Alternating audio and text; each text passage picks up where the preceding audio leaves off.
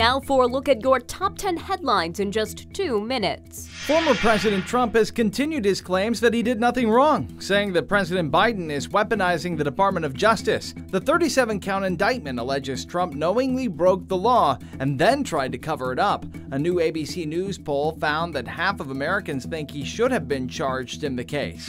3 people were taken to the hospital after a head-on crash on Highway 12 south of Ileton. One of them had to be airlifted. The condition of the victims is unknown at this time. 4 people were saved from the American River by Metro Fire after they fell off a raft. The department says all 4 were wearing life jackets and none of them were hurt. A 35-year-old man was arrested in Fairfield after he used a rock to break into a business. Fairfield police say it happened around 2:30 in the morning on Saturday. He was booked into the Solano County Jail. San Francisco police have now identified a man that they're calling a person of interest in the Friday night shooting that injured 9 people in the Mission District. They say the man is a known gang member. They tied him to a Mercedes sedan seen speeding away from the shooting scene. A bridge on a well-traveled East Coast freeway running through Philadelphia collapsed today. People driving over it say they are frustrated that the bridge wasn't closed sooner, as they could feel it slumped nearly a foot before it eventually went. Officials say it could take months to repair.